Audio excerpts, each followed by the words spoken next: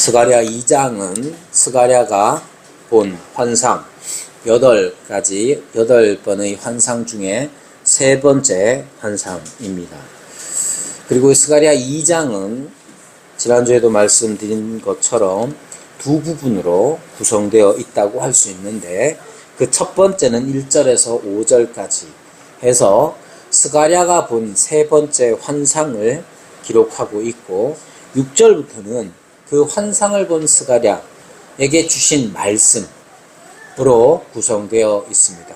그러니까 이 스가랴 2장은 두 가지를 다 우리에게 가르치고 있는데, 우선 주님께서 우리에게 보여주신 것들이 있고,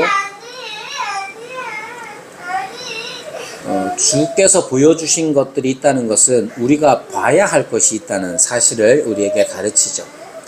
뿐만 아니라 우리에게 보여주신 것들을 바탕으로 해서 들어야 할 것이 있다는 사실을 우리가 알아야 합니다. 여러분, 그리고 그러면 이제 본다는 게 어떤 의미냐? 본다는 게 어떤 의미냐 하면, 여러분, 특히 선지자가 하나님께서 보여주시는 환상을 봤다. 봤다는 것 자체가 그냥 본 걸로 끝나서는 안 되는 거죠. 특별히 선지자에게 하나님께서 환상을 보여주셨다 하는 것은 그 선지자로 하여금 선지자의 마음을 사로잡도록 하는 것입니다. 선지자의 마음을 사로잡는 것, 이것이 선지자에게 있어서 중요합니다. 여러분, 대부분의 선지자들은 편하게 선지 활동, 예언 활동을 한 사람은 없습니다. 구약의 선지자부터 시작해서 대표적으로 모세가 막 기적을 행하고 그러니까 편하게 선지자로서의 삶을 살아간 것 같지만 그렇지 않습니다. 하도 힘들어가지고 하나님한테 와가지고 토로하는 장면도 있지 않습니다. 모세부터 시작해서 마지막 선지자라고 할 만한 세례 요한에 이르기까지 모든 선지자들은 다 고난과 어려움을 당합니다. 그러면 그 고난과 어려움 속에서도 자신의 부르심을 따라서 예언 선지자 사역을 감당할 수 있었던 건 어디에서 오느냐 하면, 예레미야에도 나오지만 골수에 사무치는 불, 즉 그를 사로잡는 하나님의 메시지, 또는 스가랴적으로 표현하자면 스가랴를 사로잡는 환상이 있었기 때문에 그렇습니다.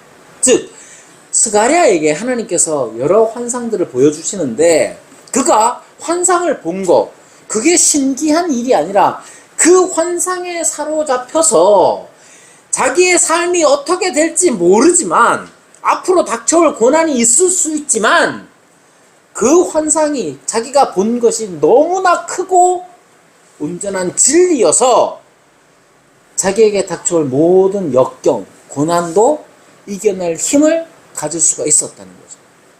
그러니까 여기에 본다는 건 무엇을 의미하느냐 하면 우리의 마음을 사로잡는 거예요. 스가랴에게 하나님께서 환상을 보여주셨죠? 왜 보여주셨습니까?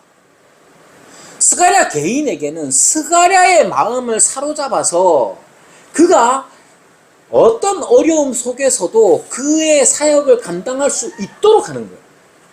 여러분, 우리에게도 하나님께서 환상을 보여주십니다. 그 말은 뭐냐면, 여러분들이 추구하는 환상이라는 게 뭔지는 잘 모르겠지만 우리가 뭔가를 봐야 한다면 그 보는 것이 우리의 마음을 사로잡아서 이 험난한 세상 가운데서 선지자로서 살아가도록 하는 거예요.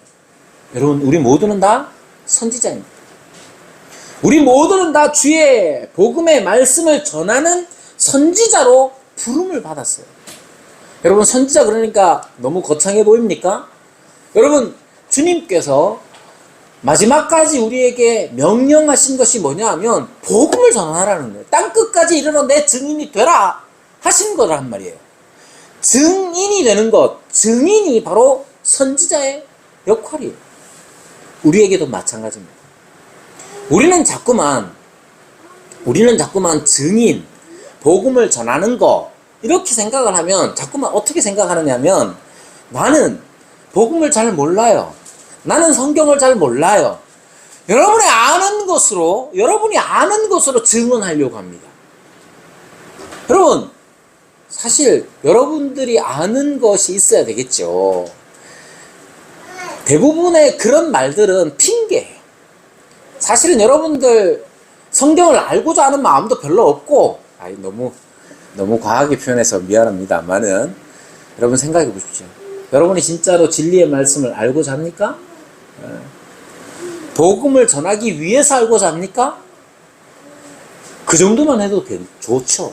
그러나 더 중요한 건 우리가 무엇을 얼만큼 아느냐의 문제보다 여러분의 마음, 우리의 마음을 사로잡는 게 무엇인지가 더 중요합니다. 여러분이 진짜로 여러분 우리가 우리의 마음을 사로잡는 게 무엇인지 확인할 필요가 있죠. 우리의 마음을 사로잡는 게 과연 무엇이겠습니까? 여러분이 보는 것.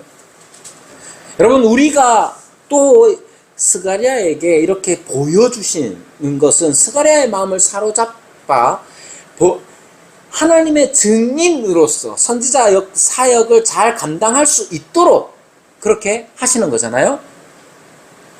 스가랴에게 보여주시어서 마음을 사로잡았다면 그 다음에는 들려주십니다. 그래서 우리는 봐야 할 것이 있고 들어야 할 것이 있는데 이 들어야 할 것이라는 것은 뭐냐면 우리의 의지를 고정시키는 거예요. 그냥 놔두세요.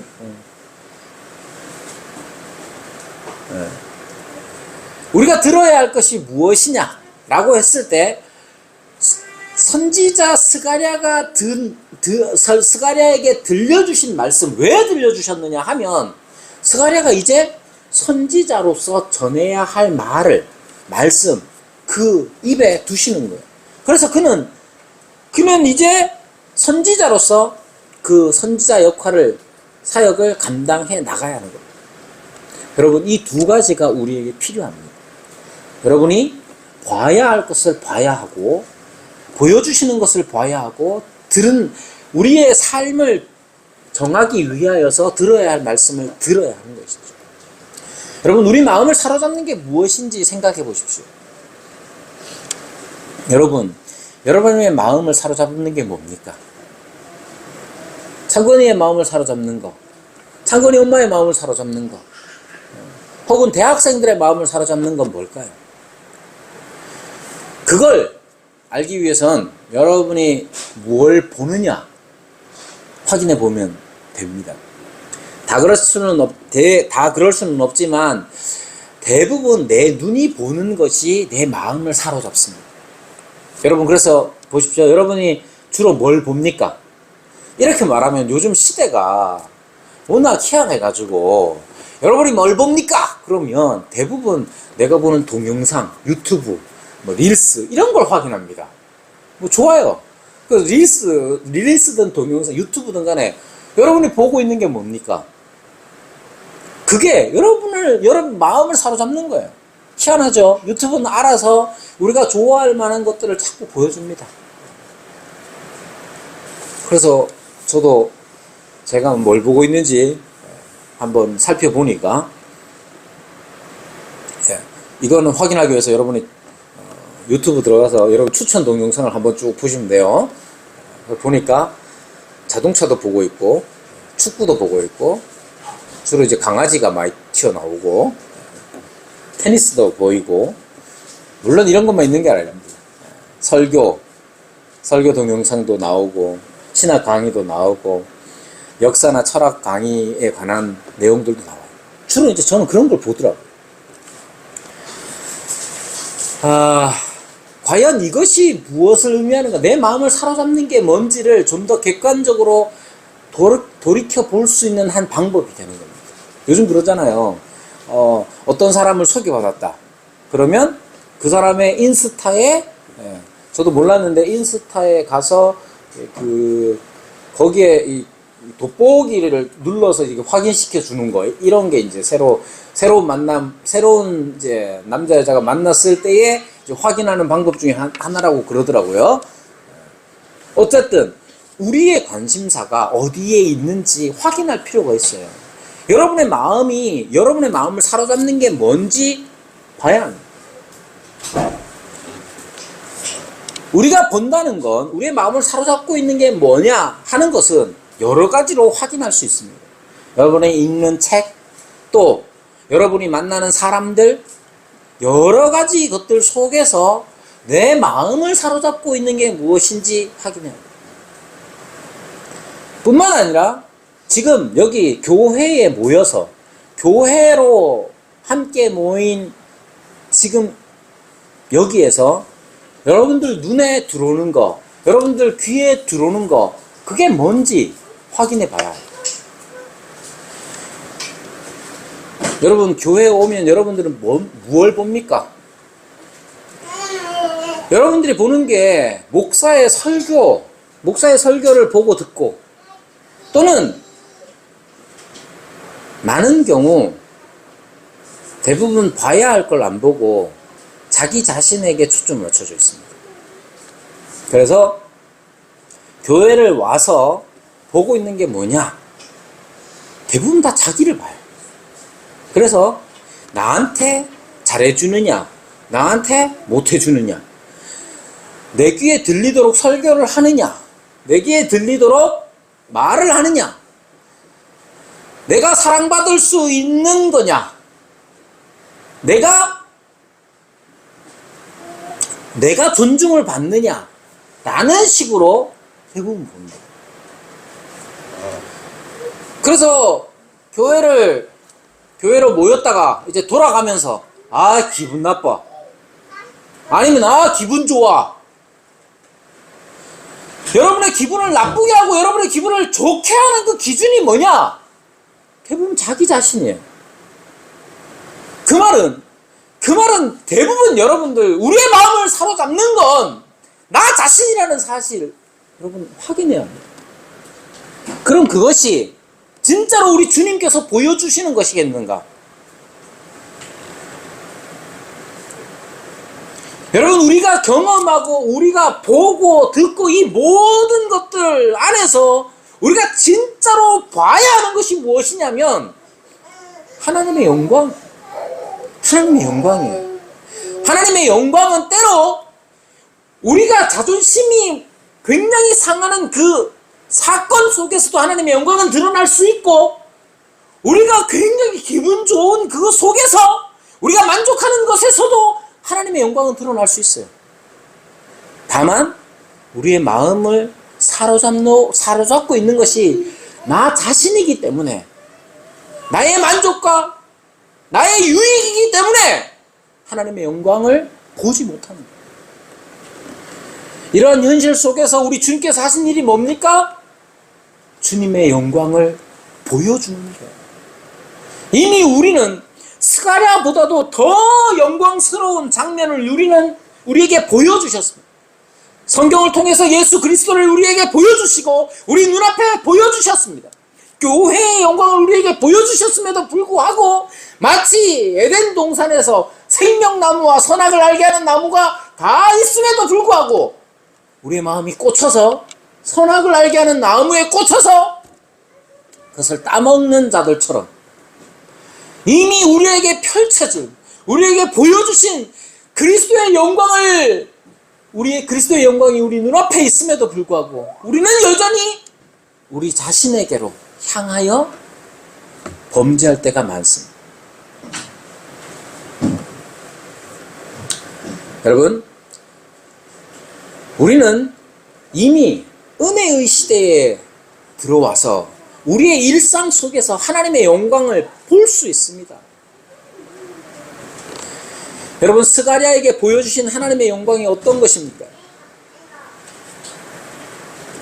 4절에 이렇게 말합니다. 예루살렘은 그 가운데 사람과 가축이 많음으로 성곽 없는 성읍이 될 것이라. 이것을 소년에게 전하라고 말합니다. 그러니까 스가랴는 제3자의 입장에서 보면 천사가 그 소년 혹은 젊은이라고 하는 이 존재에게 이 환상을 통해서 보여주고 있는 이들에게 전해야 할 메시지가 뭐냐면 예루살렘이 사람과 가축이 많아진다는 거예요. 사람과 가축이 많아진다는 건 이제 예루살렘이 회복되는 건데 어느 정도로 회복되느냐?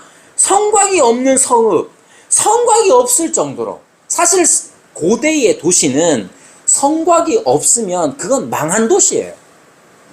근데 여기에서 성곽 없는 성읍이라는 것은 한이 없는 회복을 말씀하시는 겁니다. 지금 스가랴에게 필요한 건 그거였어요. 지금 당시에 스가랴 시대에 이 환상이 얼마나 말이 안 됩니까? 얼마나 현실성이 없습니까? 스가랴 시대는 이미 바벨론에서 돌아온 사람들이 성벽도 짓지도 못하고 성전도 짓지도 못하고 여전히 외세에 의하여 옆에 있는 이민족들에게 괴롭힘을 당하고 진짜 아무것도 못하고 있는 처지예요. 그래서 스가랴 시대에 학개와 스가랴를 사용하셔서 성전 지어라, 성전 지어라 말씀하시는 거예요. 현실은 어떠냐? 아무 힘이 없어요. 하나님께서는 계속해서 재난을 보내셔서 깨닫도록 하셨는데 오는 재난 속에서 그들은 하나님의 심판의 메시지를 듣지도 못한 채 아이고 힘이 없어요. 우리가 어떻게 성전 집니까? 내가 지금 먹고 살 것도 없는데 그러고 있는 거예요. 그런데 스가랴를 통해서 회복될 예루살렘에 관하여서 보여주십니다. 여러분 이것이 필요합니다.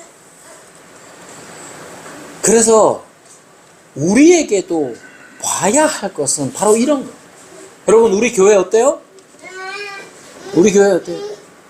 눈으로 보이는 우리 교회 어떻습니까? 여러분이 만약에 눈으로 여러분들이 보는 것 중에 유아실도 없어서 애가 저렇게 떠드는구나. 떠든 애를 뭐라 하는 게 아닙니다. 오해하지 마세요. 왜냐하면 현대에 교회가 성장하려면 유아실을 잘 짓고 주차장을 잘 마련하라고 오래전부터 이야기들을 하고 있기 때문에 그래요. 여러분들이 보기에 이 교회는 어떻습니까? 사람의 숫자가 적고 되게 약해 보이고 많은 건 책밖에 없고 예배당 갔는데 이만큼 많은 책을 본 교회는 없을걸요? 여러분 책을 자랑하자는 게 아니잖아요. 여러분들이 보기에 진짜로 이 교회 와서 여러분들 뭘 봅니까? 이 교회에 주님께서 하나님의 영광을 나타내 주셨습니까? 그걸 볼 수 있어야 돼요. 이 일이 중요합니다. 스가랴가 보는 것은 단지 예루살렘이 잘 될 거야 그 정도로 끝나는 게 아니에요. 성곽 없는 성읍이라고 했는데 성곽이 있다고 다시 말합니다. 5절에 뭐라고 말하느냐? 여호와의 말씀에 내가 불로 둘러싼 성막이 되며, 그러니까 예루살렘이라는 것은, 회복된 예루살렘은 참으로 그가 스가랴에게 보여주시는 건 뭐냐면 되게 튼튼한 성곽이 아니라 여호와께서 직접 불로 둘러싼 성곽이 되는 영광을 보여주십니다. 그것을 봐야 해요. 그것을 볼 때에 여호와께서 불로 둘러싼 성곽이 되시는 것을 보고 볼 뿐만 아니라 그것에 마음을 사로잡혔을 때에 현실 속에서 스가랴는 선지자 사역을 할 수 있는 거예요. 현실은 어때요? 가난에 찌들어 있고, 현실은 어떠냐? 여러 가지로 자존심이 상해 있고, 일어날 힘도 없고, 성전을 건축할 돈도 없고, 사람도 없고, 그럼에도 불구하고 그들에게 가서 성전을 짓자고 말할 수 있는 건, 참된 성전은 여호와께서 불로써 성곽이 되어 주시는 때에 주시는 것이 바로 참된 성전이기 때문에 그래요. 그걸 주님이 스가랴에게 보여주시잖아요. 그리고 말씀을 전하라고 하시잖아요. 여러분, 우리에게 있어서 우리가 봐야 할 게 뭡니까? 여러분이 이 교회에 와서 보는 게 뭡니까? 무시받는 자신입니까? 아니면 대접받는 자기 자신입니까?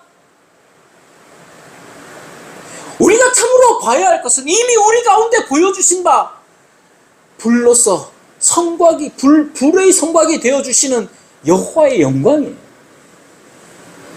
우리 교회가 참으로 교회로서 존재하기 위해서 우리가 다 함께 우리의 마음을 사로잡는 것이 있어야 한다면 그것은 여호와께서 우리에게 불로 성곽이 되어주시는 그 참된 예루살렘, 그 참된 성전, 그것이 우리 가운데 이루어지는 것, 그것이 우리 마음을 사로잡아야 하는 겁니다.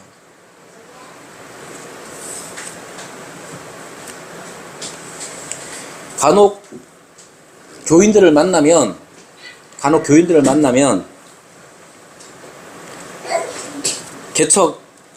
개척교회를 시작하고 몇 년 동안은 항상 듣는 말이 그거였어요.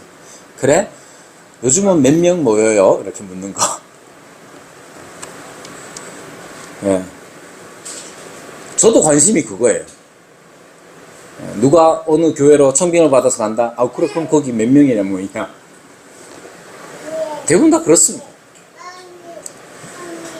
그런 말들 속에서 우리 마음을 사로잡고 있는 게 뭔지 확인해야겠죠. 여러분, 교회에 숫자가 몇 명이 모이느냐, 간과할 수 없을 만큼 중요합니다. 그러나 더 중요한 것은, 더 근본적으로 우리의 마음을 사로잡아야 하는 것은 그 교회가 진짜 교회다운 교회냐. 진짜 교회다운 교회는 뭡니까? 진짜 교회다운 교회가 무엇인지 우리가 알고 또 깨닫고, 그리고 거기에 그 참된 교회다움에 우리의 마음이 사로잡혀져 있어야 돼요.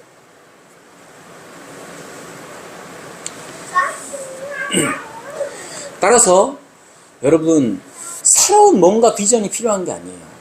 새로 여러분들이 자다가, 아니면 여러분들의 교회 오면서 뭔가 하늘에서 막 그게 필요한 게 아니에요. 이미 교회를 위하여 필요한 모든 것들은 우리에게 보여주셨고, 우리가 찾고 우리의 마음을 거기에 고정시키는 게 중요합니다. 교회는 어떤 곳입니까? 여기에 불이라고 했을 때 그 불은 사실은 하나님의 거룩함을 나타냅니다. 하나님 되심, 그것이 중요한 거예요. 쉽게 표현하면 여러분이 교회에 와서, 이 예배당에 와서 여러분들이 봐야 할 것, 여러분의 마음을 사로잡아야 하는 것은 뭐냐면, 하나님이 하나님 되어주시는 것에 여러분의 마음을 사로잡도록 해야 돼요. 그러면 여러분들 기분 나쁜 어떤 일들을 겪었거나 자존심 상하는 어떤 일을 교회에서 겪었을 때에도 하나님은 하나님이 되어주실 수 있습니다. 하나님의 하나님 되심이 날마다 성공과 기쁨 가운데만 있는 게 아니잖아요. 우리의 실패와 우리의 좌절과 우리의 연약함 속에서도 하나님은 하나님이 되어주십니다. 그걸 교회에서 맛보고 경험해야 합니다.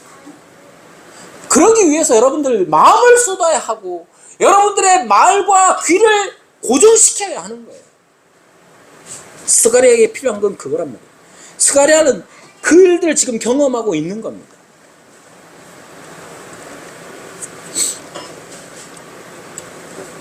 스가랴는 이렇게 환상을 보았죠. 그래서 스가랴는 사로잡히고, 스가랴의 영혼은 갈급함이 있습니다. 현실과는 전혀 동떨어진 사람. 그래서 간혹 사회학을 공부를 좀 한 사람이거나 신학자인데도 사회학적인 관점에 사로잡힌 사람들은 이렇게 말합니다. 선지자들은 다 정신병자였다. 선지자들이 다 정신병자라고 말합니다. 왜 그러냐? 현실과는 너무 동떨어져 있잖아요. 스가랴 시대에 성곽 없는 성읍, 사람과 가축이 너무 많아서 성곽 없는 성읍이 된다는 걸 환상에 사로잡혀 있는 사람이 미친 사람이지. 충분히 이해되죠? 여러분, 이 시대의 교회가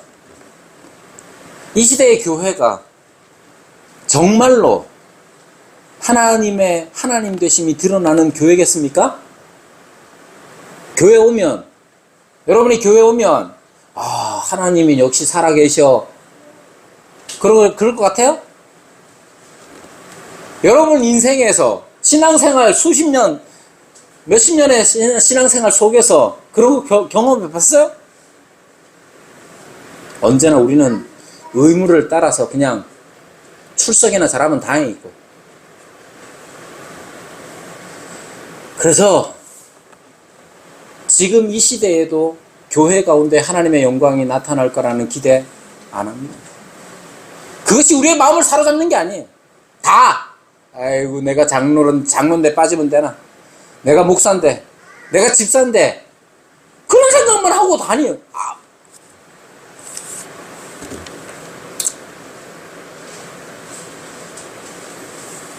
그러니까 그런 사람들 눈에, 그런 사람들 생각에 선지자들은 다 미친 사람들이에요. 정신병자들이에요.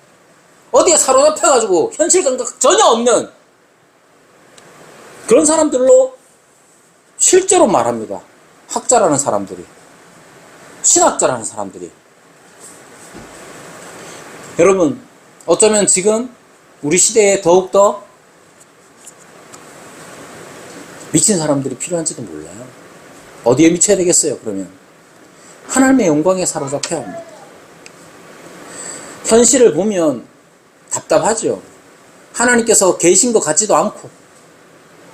그러나 우리가 하나님께서 보여주시는 이 비전을 따라서 하나님의 영광을 사모하는 자로서 살아갈 필요가 있어요. 여기에도 보면 6절부터 보면 1인칭이 사용되는데 이게 스가랴인지 하나님인지 사실은 읽어보면 헷갈려요. 이러한 특징 때문에 스가랴가 지금 제정신이 아니라고 말하는 것도 이해도 돼요. 우리는 너무나 하나님과 나를 구별하여서 그건 하나님 마음이고요, 제 마음은 달라요 라는 식으로 살아가고 있는 이때에 스가랴가 경험한 이 사로잡힘이 우리에게도 필요한 겁니다. 그리고 나서 그가 지금 전하는 말씀, 그가 들은 말씀과 전하는 말씀, 대부분은 여호와께서 이렇게 말씀하신다라고 말하죠. 그런데 제일 마지막에 보면 13절 마지막에 보면 그의 거룩한 처소에서 일어나심이니라 하라 이렇게 말합니다. 그러니까 지금 이 말씀을 듣고 이것을 보고 들은 이 스가랴는 가서 이것을 전해야 하는 거예요. 내용이 뭐냐 하면 아주 두 가지로 간단하게 말하면 두 가지입니다. 도피해라, 도망쳐라 하는 것과 기뻐하라 하는 거예요. 6절에 보면 너희는 북방 땅에서 도피할지어다 이렇게 말합니다. 도망가라는 거예요.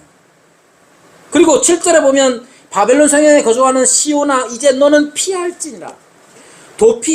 도망가라는 거예요. 왜 도망가야 되느냐 하고 또 어디로, 북방에서 도피하고 바벨론에서 피하면 어디로 갑니까?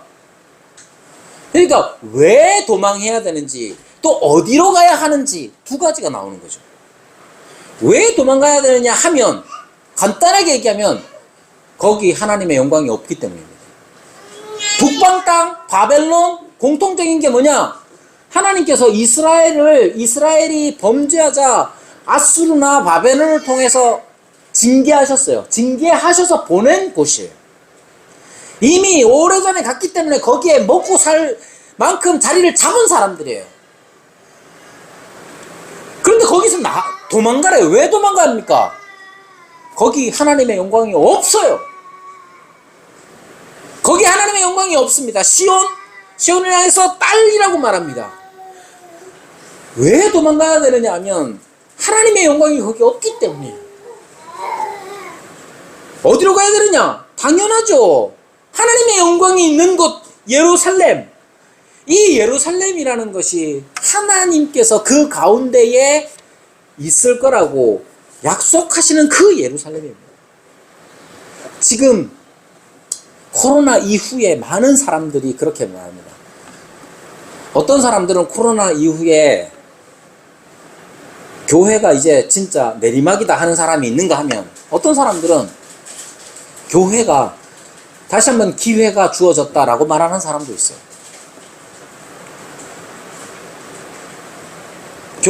우리 교회는 코로나 이후에 기회가 될까요? 내리막이 될까요? 현산적으로 보면 내리막입니다, 지금. 한동대생들이 10배는 와야 되는데, 여기에 지금 10배는 왔었는데, 안 오면 내리막이에요. 그렇게 볼 수도 있겠죠? 여러분, 그러나 그것은 너무나 피상적인 것이고, 진짜로 중요한 건 뭐냐? 여기에 하나님의 영광이 있느냐의 문제예요. 여러분, 우리 교회가 하나님의 영광이 있습니까? 이럴 때 아멘은 누가 해줬으면 좋았을 텐데. 여기에 하나님의 영광, 우리 교회에 하나님의 영광이 있느냐의 문제예요. 그리고 그 영광에 우리가 그 영광을 맛보고 즐거워하고 사느냐의 문제예요. 내가 편하고 내가 좋고 내가 내 분위기에 맞는 게 중요한 게 아니라 하나님의 영광, 여기 하나님이 계시느냐가 중요한 거잖아요. 여기 하나님의 영광이 계시면 말할 수 있어요. 거기서 도피해라. 여기로 와라. 이 말이 무슨 다른 교회 다니는 사람들 데리고 와라 이런 의미가 아니고, 원론적인 것은 원론적인 걸 말씀드리는 겁니다. 여러분, 거기에 하나님의 영광이 없고 여기에 하나님의 영광이 있기에 거기에서 도망치라고 말할 수 있는 겁니다. 그리고 어떻게 말합니까? 10절에는 시온의 딸에 관하여 말하면서 노래하고 기뻐하라고 말합니다. 왜 노래하고 기뻐해야 되느냐? 내가 와서 네 가운데 머물 것이다, 이렇게 말합니다. 이게 중요해요. 여러분, 하나님께서 지금 여기에 오셔서 우리 가운데 머무시느냐? 저는 그렇다고 믿습니다. 증거가 뭐냐? 진짜 손바닥만한 구름과 같은데, 아니면 진짜 티끌 같은 증거일 수밖에 없는데, 여러분, 이사야가 하나님이 임하실 하나님의 나라에 관하여 말할 때 이렇게 말합니다. 여러분도 잘 아는 것처럼 사자와 어린 양에 관하여 말할 때 사자와 어린 양이 함께 뒹굴어요. 함께 놀아요. 여러분, 하나님의 영광은 사자도 어린 양도 아이도 뱀도 다 사로잡는 영광입니다. 지금 우리 교회가, 저는 그 티끌만한 증거 정도는 우리에게 있다고 저는 믿어요. 그것이 다 어디서 왔느냐면 하나님께서 우리 가운데 오셔서 머무는 영광이기 때문에 그렇습니다. 그러한 영광이 우리 교회, 사실은 엄밀하게 말하면 교회 가운데 있기 때문에, 예루살렘 가운데 있기 때문에 그들이 하나님께서 스가랴에게 이렇게 말씀하시는 거예요. 그리고 이것은 6절에 보면 흩어진 이스라엘에게 뿐만 아니라 11절에 보면 많은 나라들, 11절에 보면 그날의 많은 나라가 여호와께 속하여, 많은 나라들. 그러니까 이미 이 말씀은 이루어진 거예요. 왜? 지금 스가랴 시대를 기점으로 해서 우리를 보면 어떻습니까? 많은 나라 중에 한 나라로 우리가 여기에 들어가 있잖아요. 이미 이루어진 거예요. 이루어져서 온 땅 가운데 하나님께서 함께 하시는 교회들이 있지 않습니까? 그리고 우리 교회도 그 중에 하나예요. 여러분, 이 세상 가운데서 살아가면서 우리의 마음을 사로잡는 게 무엇인지 항상 점검을 해야 합니다. 내가 좋아하는 것, 내가 보는 것, 그것이 결국 내가 사로잡힌 것을 확인시켜 줄 겁니다.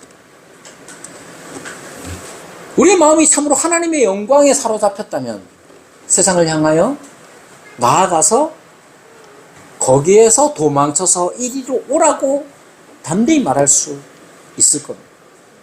스가랴에게 그렇게 보여주시고 말씀으로 들려주신 것처럼 지금 우리에게도 보여주시고 말씀으로 들려주십니다. 담대하게 스가랴가 행했던 것처럼 담대하게 복음을 전하고 말씀을 전하는 저와 여러분이 되기를 바랍니다. 이 말씀을 생각하시면서 함께 기도하겠습니다.